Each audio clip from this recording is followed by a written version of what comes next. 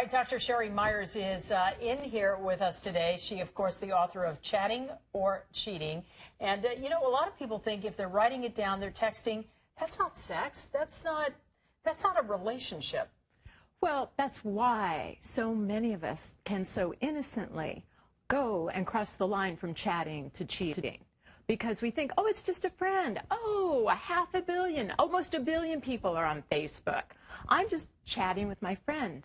But if you are vulnerable, if you're in a committed relationship, you're not communicating with your partner, you're feeling a vulnerability, and you're turning more and more outside to your friends on the outside, especially friends of your sexual preference.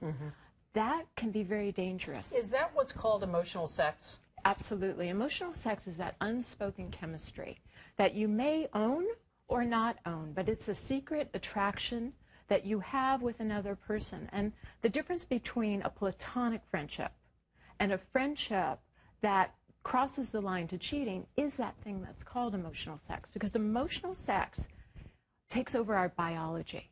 We think we're just friends, but what begins to happen is we start getting a thrill every time we talk to that friend. Every time we see a text, we go, oh, they texted me. We start thinking more and more and more about that person. And slowly, they start replacing our partnership. And we start looking at our partner going, something's wrong here. Yeah, this is boring. Can you get off the computer and spend time with me? Right. Or we're the ones on the computer with our partner saying, why aren't you spending time with me? So how can you tell if that relationship is sort of headed down that road? Let's say it starts off innocently enough. It always starts off innocently enough. It might be a friendly parent at the soccer field where you're both watching your kids play. It could be someone in the carpool line. It could be a Facebook friend. It could be someone at work. And you're just starting to talk, but you start bonding. You start telling each other a little bit more and more about yourself. And intimacy is now growing. How often does that progress to the next level? It can happen so rapidly because your brain chemistry takes over. Oxytocin starts flowing, dopamine starts taking over, and dopamine is the same neurotransmitter that gets us addicted to anything, whether it be gambling, drinking, and we start becoming addicted to this sensation of excitement that we get chatting with this other person. But what if someone says to you, it's just flattery, you know, it's not going anywhere. It's just flirting, you know, but what's the big deal? Well, you know, so what? I know I'm married, don't worry about it. And my question would be, would you do this in front of your partner? Everything you're saying, would you say in front of your partner? Are you bringing your partner into the conversation? Does your partner know? When your partner walks into the room, are you there? Or do you slap shut the laptop, or do you put your phone back in your... Is that a good test? If you think something's inappropriate, should you start perhaps showing those texts and or emails to your partner? Because what fuels emotional sex, what takes us over the line, is that secretiveness.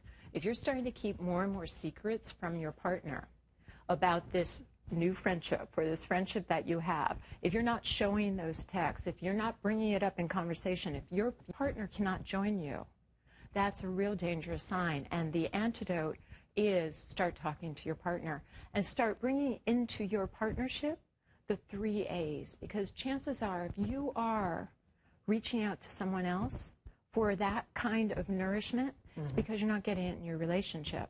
And you might be waiting for it to come, but maybe you need to start feeding it. And the 3 A's are attention, appreciation, and affection. And it doesn't take very much. Attention just might be, leaning over and go, how was your day? And giving eye contact, or giving a hello when your partner comes in for the day, or saying goodbye. Like honestly saying goodbye, not shut the door on the way out, but, darling, have a great day. Love you, gotta go. Yeah, love you, gotta go. So what do you do if you've gotten to the point where you feel like you're in this relationship with someone online, but you don't want to be? So how do you get out of it without really hurting someone's feelings? Oh, you care. No, well, of course, you're building a relationship, so of course you care, but it's like ending any affair, because this is at least minimally an emotional affair. It's an emotional, and if it's online, it's an emotional cyber affair. So first you have to own that you're having an affair. 2, you've got to cut it off. You really do, because it's only going to grow. it's not going to get weakened, it's going to grow. So you need to say, you know what, this is taking me away from my partner, my family. I'm giving this way too much attention. I have to say goodbye. I have to cut it off. What if you suspect your partner or your spouse has that sort of emotional attachment to someone else? What do you do then? Well, I always believe you have to gather the evidence, because if you confront your partner without any evidence, they're going to go, you're crazy, you're paranoid. What? I'm just chatting. I'm texting. Come on. Oh, the reason I took the call in the bathroom is because I didn't want to wake you up. You know, there's always going to be a reason. So the more, if you suspect, you really do have to gather some evidence.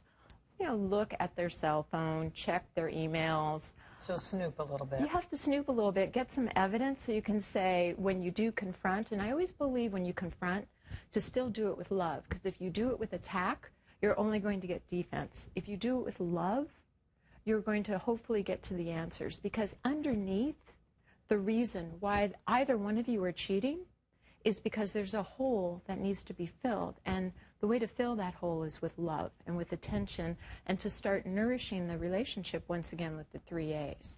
So if either one of you are cheating on whatever level, because we used to think cheating is having sex with someone else, and it isn't.